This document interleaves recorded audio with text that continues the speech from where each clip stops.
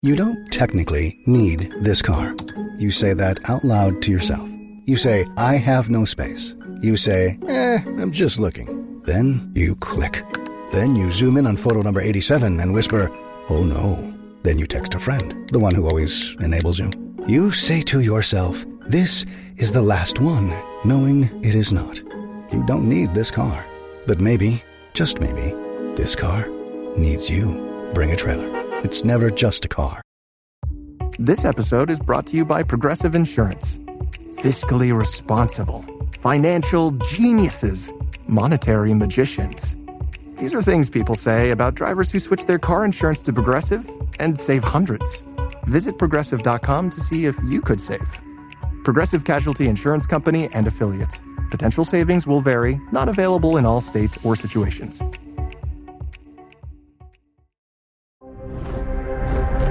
EVO. Pie in the Sky Media. This series contains adult language and descriptions of graphic violence throughout. Listener discretion is advised.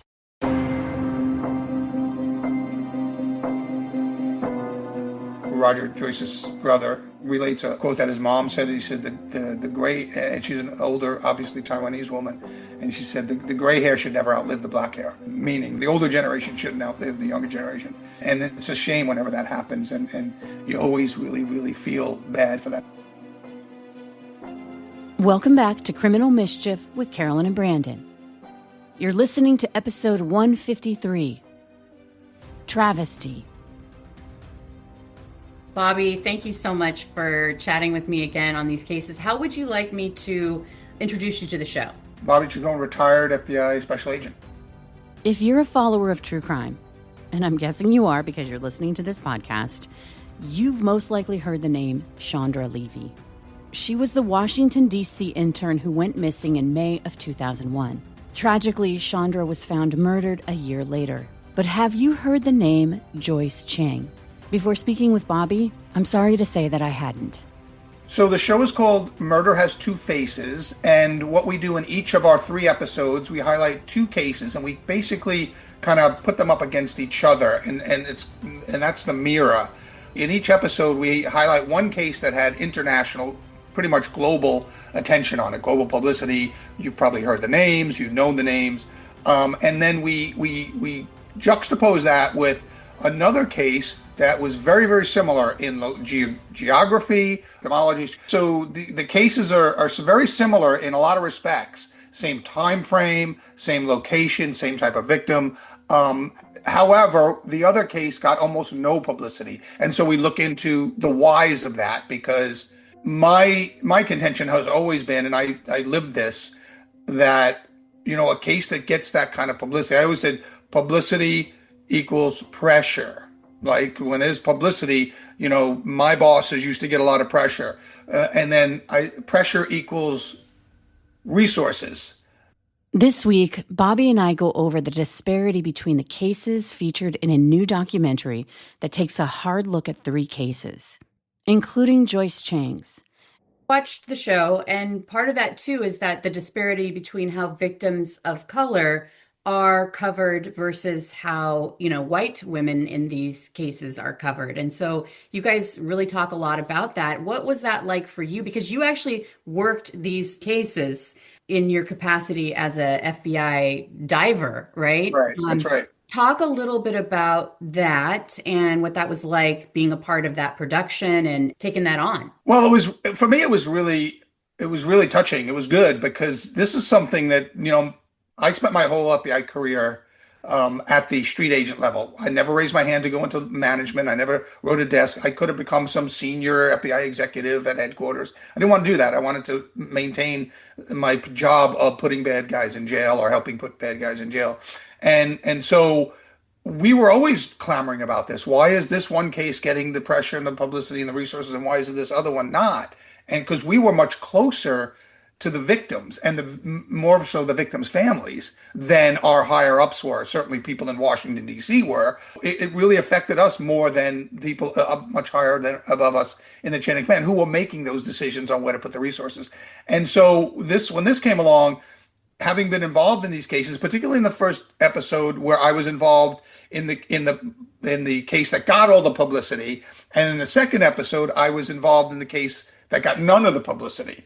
And so I saw it from both sides, and I saw how the resources come into play on both sides, and how it kind of leads to, ultimately a resolution and sometimes justice for the victim and the victim's families. And so, there's a basic feeling of unfairness there. And when you see it's because, people come from an immigrant community, say, or is a person born here but of an immigrant family, or is a person of color, as you said, or a woman of color, and so those are all, unfortunately, it seems to me, in that paradigm of publicity, those are strikes against you. If you're a woman, it's a strike against you. If you're a woman of color, it's a strike against you. And there's a basic, as an investigator, we approach everything, purely objectively. We have a victim and we go to work on the case.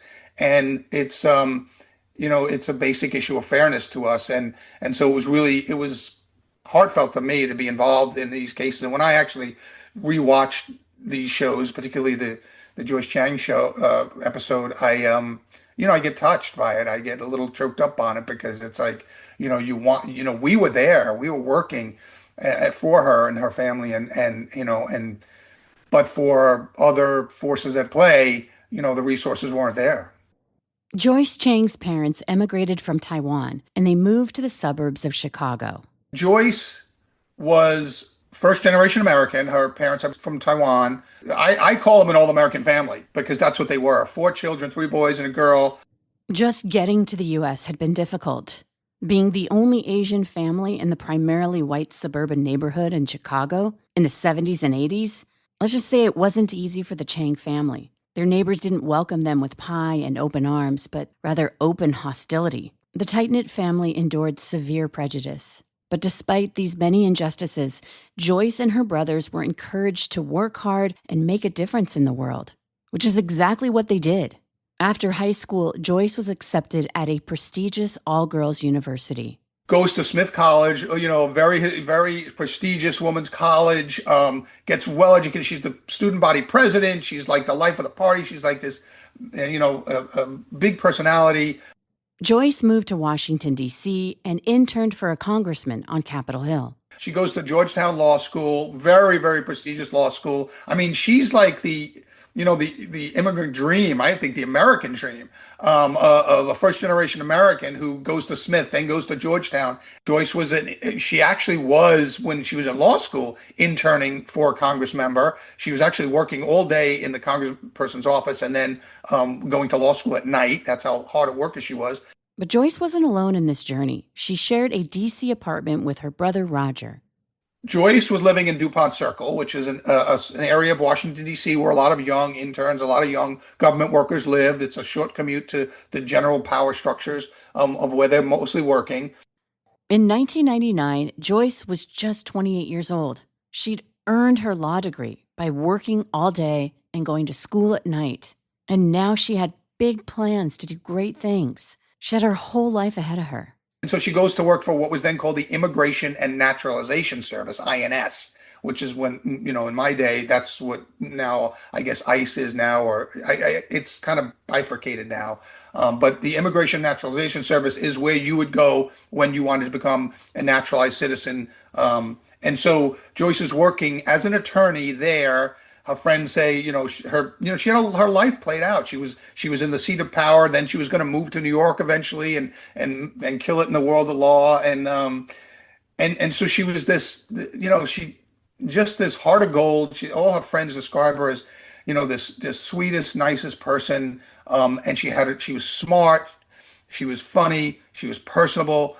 She was on a career path. She had a plan. She had a life plan that we would have been better off, having Joyce Chiang, out there as whatever she would have become. For Joyce and her brother Roger, the morning of January 9th, 1999, a Saturday, was like any other weekend.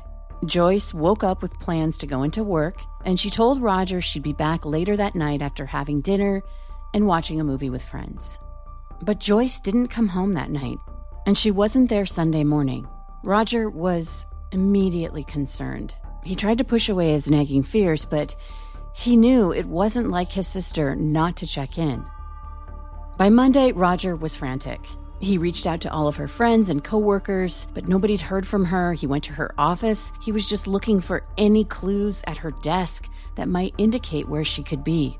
He found nothing out of the ordinary there. So on Tuesday, Roger and Joyce's coworkers contacted law enforcement. Because Joyce was a federal employee, the FBI began investigating her disappearance right away. After talking to Joyce's friends and coworkers and loved ones, investigators were pretty quick to put a timeline together for Joyce.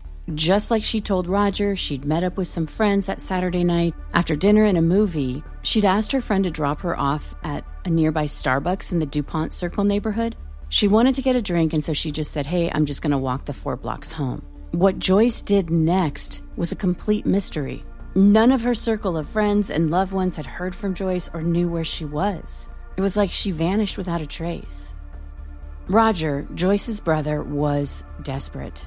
He knew that he needed to get his sister's name out there, that they needed tips from people to let them know if anyone had seen where Joyce went. So together with friends and family and coworkers, they all galvanized to plaster missing persons flyers around the DuPont Circle neighborhood. They hoped someone with information would see the flyer and reach out with information.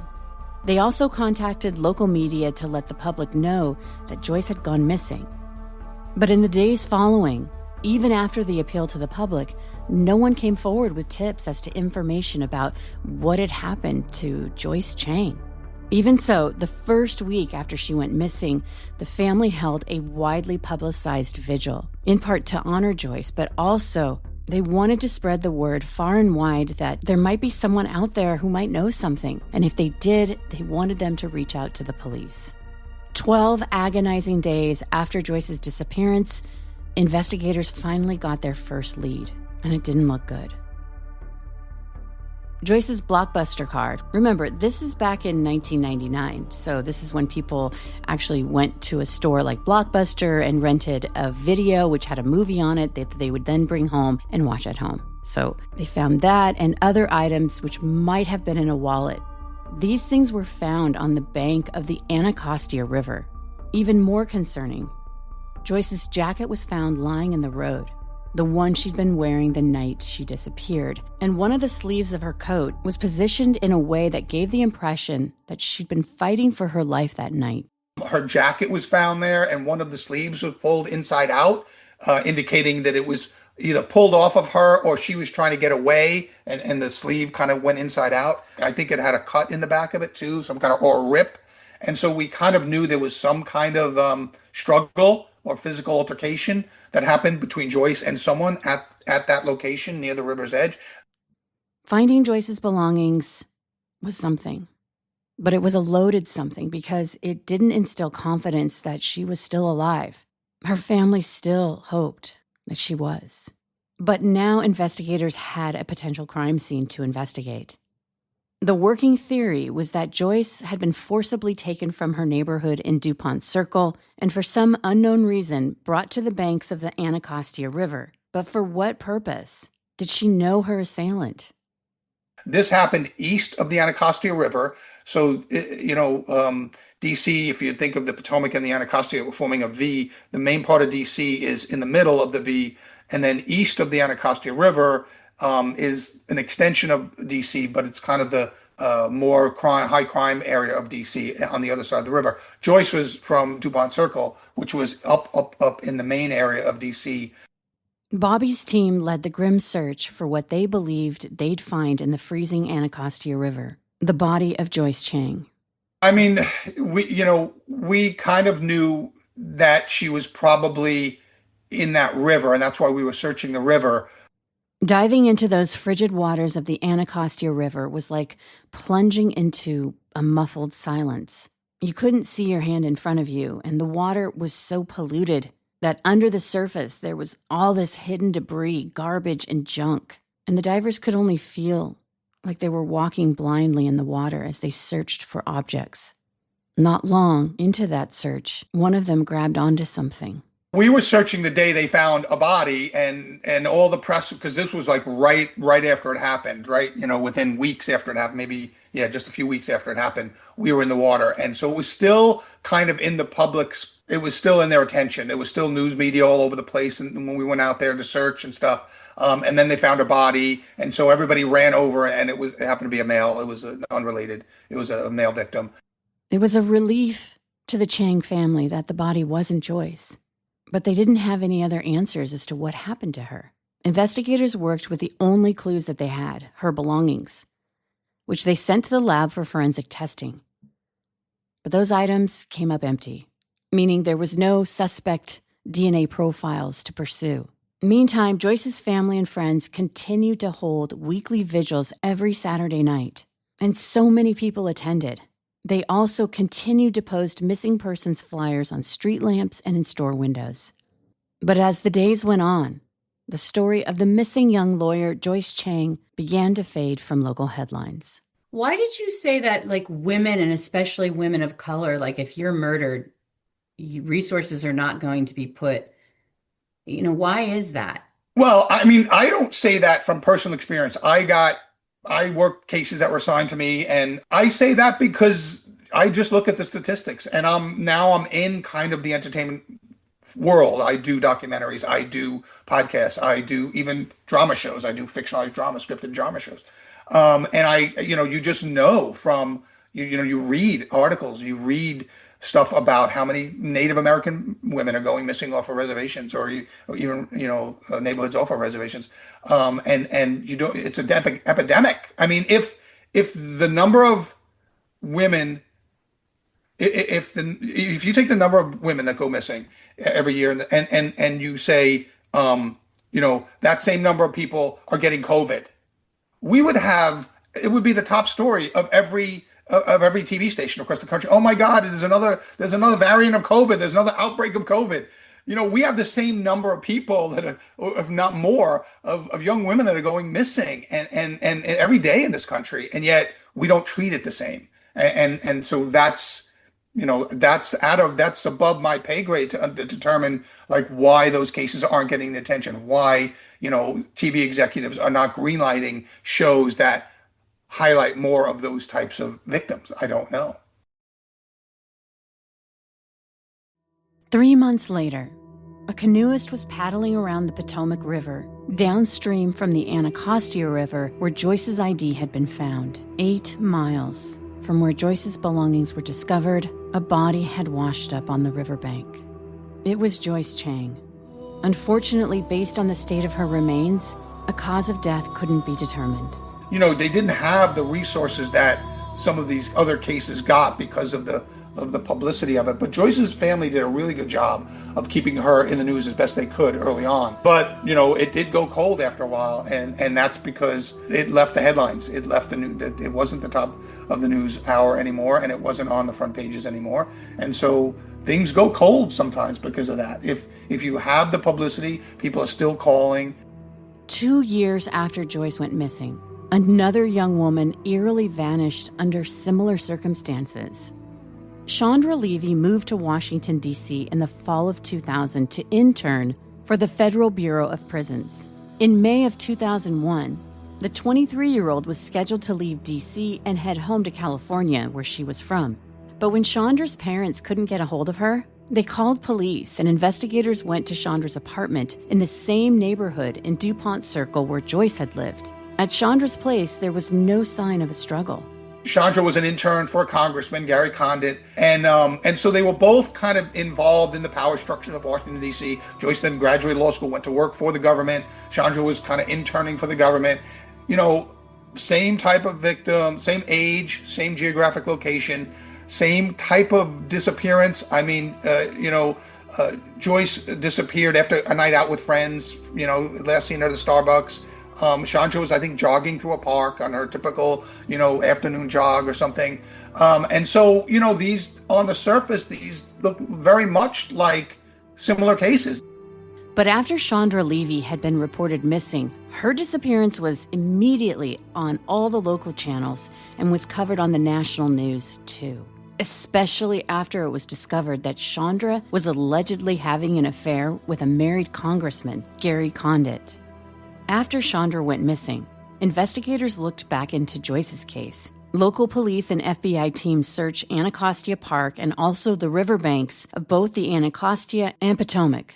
The story became a huge topic of national news in the summer of 2001. It was reported that more than 60% of Americans were following the case.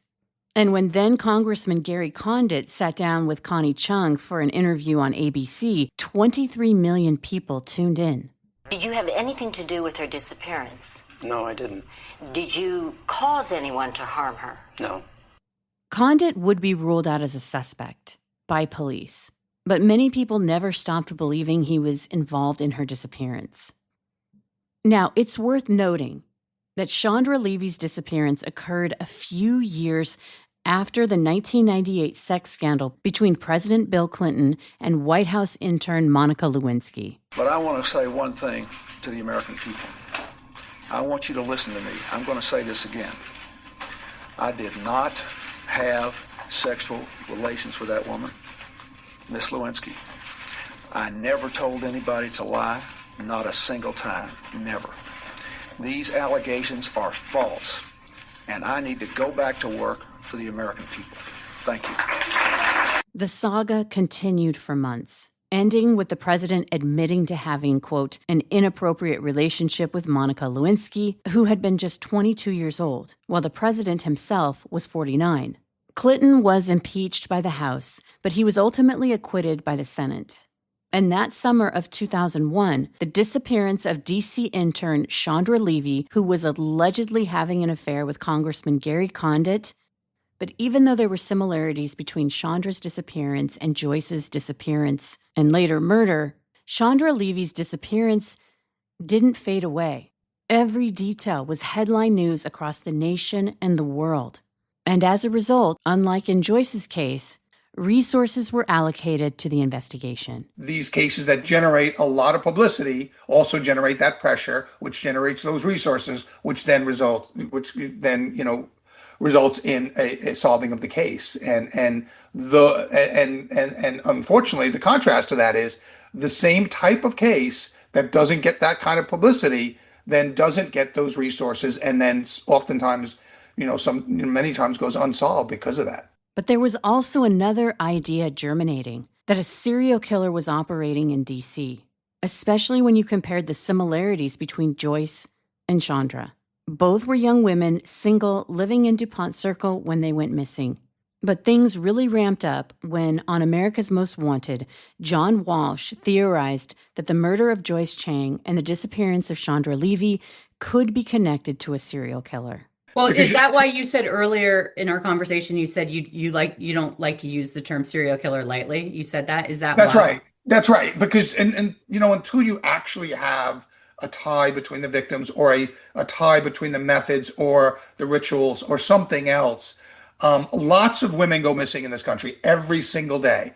Many of them are demographically similar, age, nationality, those kind of things, all of the things that make up a victim or victimology. Many of them are similar. Many of them go missing. And you just can't throw the term serial killer out there because what it does is it instills fear in the public. And that may be misplaced. And so you have to be very, very careful, I think, with that moniker. Although now it seems we rush to that and it's unfortunate. Why do you think we want to rush to that? Because it's sensational. Because we've made stars out of John Wayne Gacy. We've made stars out of Jeffrey Dahmer. We've made stars out of Ted Bundy. We make documentaries about them. We make fictionalized shows about them. We've made stars of them. We've sensationalized the serial killer genre here. And that's why it's always more juicy to go through, and label somebody a serial killer or label a possible serial killer. And so I think that's why, because it brings more, it's a bit salacious, but it brings more people's attention. And how frustrating is that for you as an investigator? And then also these cases where, you're trying to shine a light on the unfairness of it, of these different cases. will your show be as popular as a Ted Bundy? They make stars out of that. Like it feels like, just being in this true crime genre myself, like when you try to tell a story about victims who are marginalized, it doesn't get the attention no matter how hard you try. Yeah, I mean, that's right. And we can only highlight in our series, we highlight the problem. The solution is a lot more difficult. How you come up with a solution to that. You get more TV executives to greenlight more shows that highlight victims from marginalized communities. And we've had some success in that. We've had, murdered and missing in Montana. Native American missing women. We've had some focus on that. And so we've had a little bit of success in that. But by and large, if I can tell you, Doddles to Donuts, if a young blonde girl goes missing tomorrow who's on a cross-country trip with her boyfriend and he shows back up in Florida, you're going to have, worldwide publicity on that case. And, you're going to have a Gabby Petito again. There are hundreds, if not thousands, of Gabby Petitos that don't look like Gabby Petito, that don't get any attention that Gabby Petito got. Now, should she deserve all the attention? Sure. Am I glad that case was solved? Of course.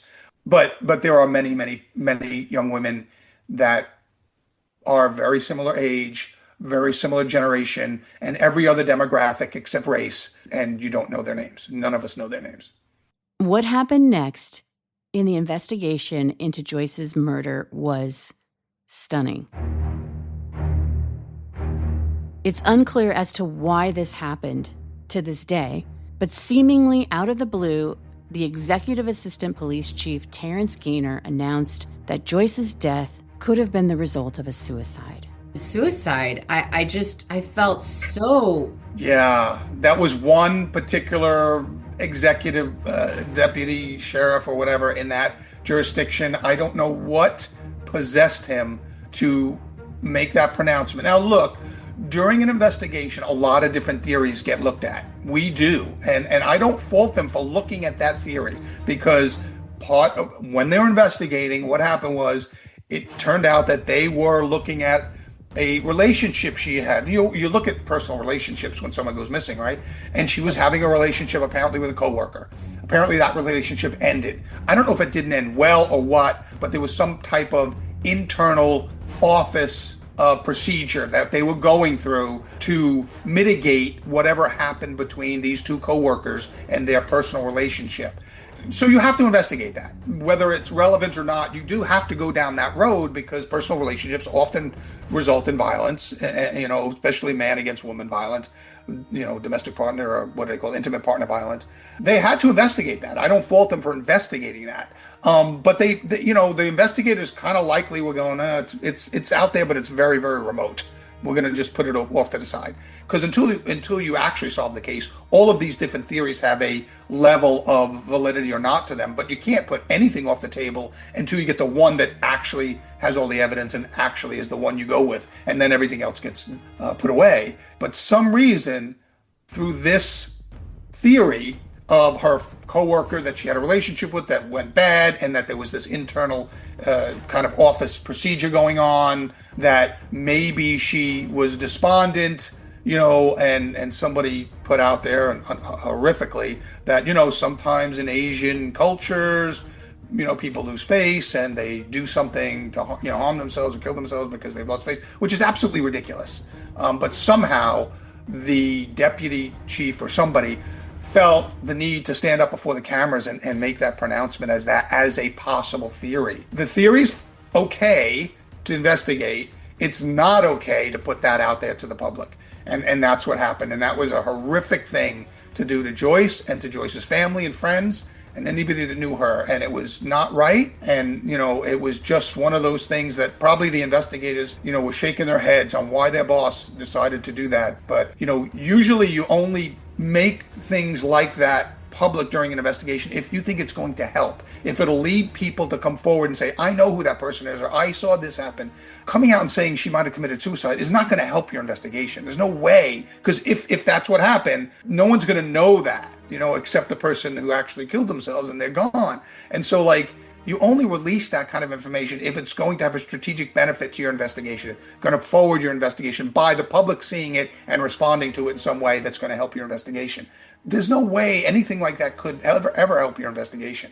So why put it out there? Until you're absolutely 100% sure that's what happened, you just keep that in the file off to the side saying that's a remote possibility. And until we have a definitive cause, it's just going to be over there in the possibility pile. It was horrific that he made that pronouncement public in front of the cameras, and I can't help but wonder, like, the devastation that caused her family. Her parents were still alive, her brothers were all alive, like her friends, her Smith friends, her Georgetown friends.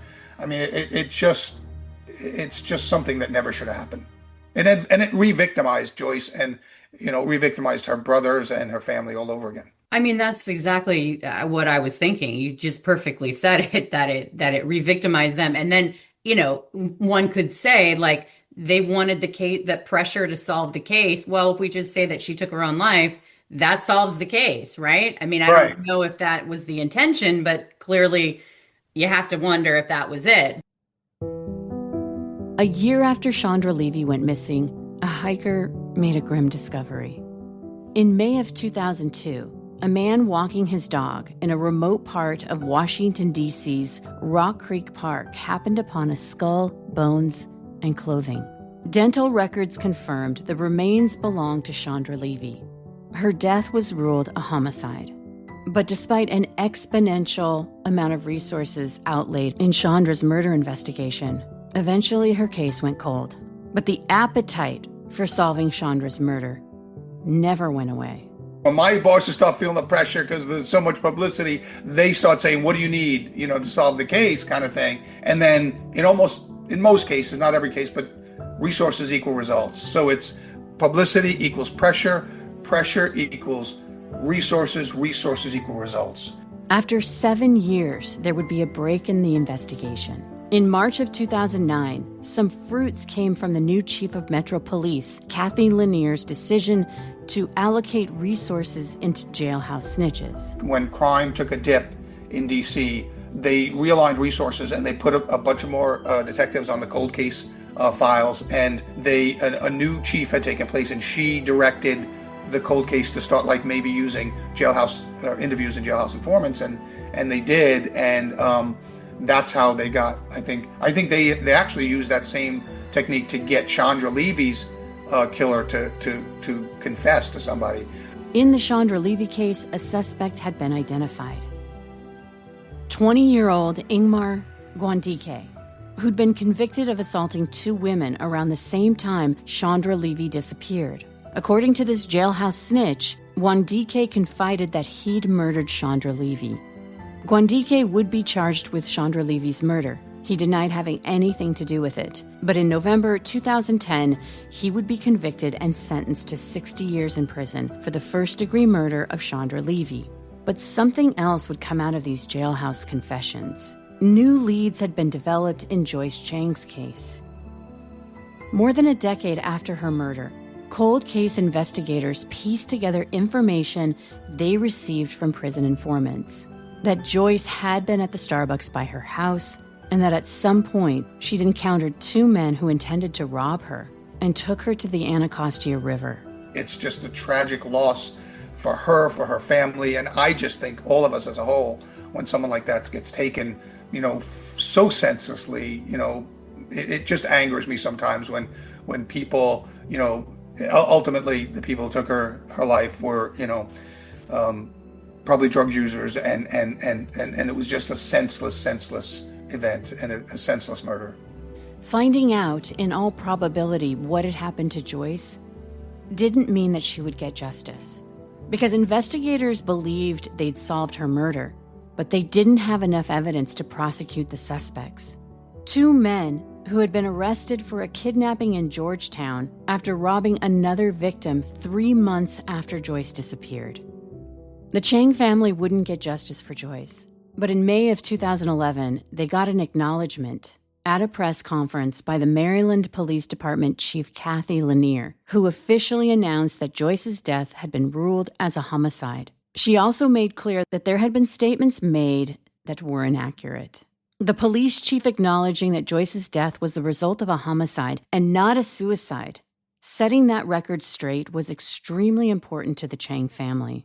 I did a lot of homicides early in my career in the FBI because I was doing mafia cases and gang cases. And so I actually went to the FBI, the NYPD homicide school that their homicide detectives go to. And one of the things I learned early on, and very basically, is you put a Venn diagram of the world of the victim and the world of the perpetrator, and where those two cross, your suspect pool comes from. If these two individuals were random to that neighborhood, they didn't live in DuPont Circle, obviously, and they didn't know Joyce. She was a random victim. That made it really, really difficult to figure out who they were. If you've got nothing else to go on, because you're looking at the victim, you're looking at her life, you're looking at the people around her. Did she have any enemies? All that kind of stuff. And then you're looking at this location. Did anybody used to hang out here looking to, hurt somebody or whatever? And if they were random to both of those things, they were certainly random to Joyce. If they were random to that location, then it would have been, all the more difficult to kind of identify them. And back then, we didn't have as many ring doorbells and surveillance cameras around and things like that. So they got a break years later. I think that in a case like Joyce's, I think that was the best they were going to do. And I'm glad they did. And if you watch the show, you'll see Roger, Joyce's brother, who really was the one really that kept Joyce's case alive. He even says that was the level of justice they were going to get. And it kind of buried that horrific allegation of a possible suicide. It really kind of it wiped away, that tarnish that was on Joyce for a while, for a long time. And it said, this is a person that was victimized. She was murdered and she deserved better. And at least being able to identify the two people who did this to her was a measure for her family of justice. And Joyce was, her remains were transported back to Los Angeles here, and she was, placed next to her dad. My mom was still alive when she passed. But speaking of justice, Ingmar Guandike, the man who was convicted for Chandra Levy's murder in 2010, later that conviction would be overturned, and a retrial was ordered. However, in 2016, the U.S. Attorney for the District of Columbia dismissed all charges against Guandike, basically saying they couldn't prove a murder case against him beyond a reasonable doubt. Authorities cited that the jailhouse confession, on which the original conviction was based on, came from an unreliable witness. I want to thank my guest, Bobby Chacon, for coming on the show. I highly recommend his new documentary, Murder Has Two Faces, but also keep an eye out for his other work. This is 25 years ago almost now. Nowadays, people the internet picks it up themselves, and, you get podcasts like the ones you do, and you get a lot of other ways to keep publicity and keep people talking about it now. We have so much more ways to communicate now than we did even 25 years ago, which seems like a short time to me because I remember these cases like they were yesterday. But the volume and the timeliness of communication now is so much greater that cold cases constantly get flooded with more tips now than they were back then. And cases don't go as cold now as they did back then, or don't go cold as quickly. I'm curious now how you're taking your career and getting into entertainment, using that. Like, what do you hope to accomplish? Because you seem like you have so much passion. I remember talking to you about the Israel Keys case, and you were, I still think about the eagles soaring over, when you were doing that, and the amount of it feels like you really take these cases to heart. They're not just cases, they're the humanity of it all, Yeah, I mean, my desire, my drive is to tell the stories of the people who do the work. People, I mean, the victims as well. But right now, my projects really involve the people that do this work for long periods of time, and the effect it has on them, their families, and their lives, and how they live with it in the aftermath. And because I'm currently in the middle of that, I'm living the aftermath of that in my retirement. And believe me, there are times when my wife wants me to get out of this and not have to, cover the cases that I covered when I worked them, because she knows because of PTSD. Yeah, and because she knows that I've always taken a piece of those cases still with me. They never leave you. I remember the first dead child I ever recovered. I remember every dead child I ever recovered in the water. And she gets tired of waking up in the middle of the night when I wake up screaming, because I've had, sometimes those children come back to me in dreams, and so I want to tell the story of people that do this work, and that's what most of my projects now. When I'm not doing documentaries, which I'm doing another one next week, or I'm not helping in investigations, I'm doing an investigative documentary now, about a girl who disappeared in 2001, I think, in Miami, and was never found. And so I'm doing some of those documentaries, but I'm doing scripted stuff, and most of my scripted stuff revolves around the people who did the work. You often see them portrayed, unfortunately, as very two-dimensional characters on TV, especially network TV dramas that run an hour and have to tell the whole crime and investigation and resolution in an hour, or really 43 minutes with commercials on network television. And that's just not enough. Sure, you get to tell the story of the investigation, but you don't get to tell enough about the victim, and you certainly don't tell enough about the people that were driven to solve the case, and what they lived with both during and after the cases. And it's a challenge to make that entertaining for people, without it being too dark. But that's kind of what I do now. Well, I think that's great. And thank you so much for spending time and chatting Sure. about this. Absolutely. It's Anytime. really important work. So thank you. Thanks. Up next, Criminal Mischief bonus content. Here, my co-host Brandon Morgan and I discuss the case in more detail. And as always, thanks for listening. And one more thing, please check out our Criminal Mischief YouTube channel at evocreative.com. From Pie in the Sky Media, Criminal Mischief is an EVO production, recorded live in the beautiful Pacific Northwest. We're produced by Brandon Morgan and myself, music by Soundstripe. For EVO Creative, I'm Carolyn Ossorio, your writer and host.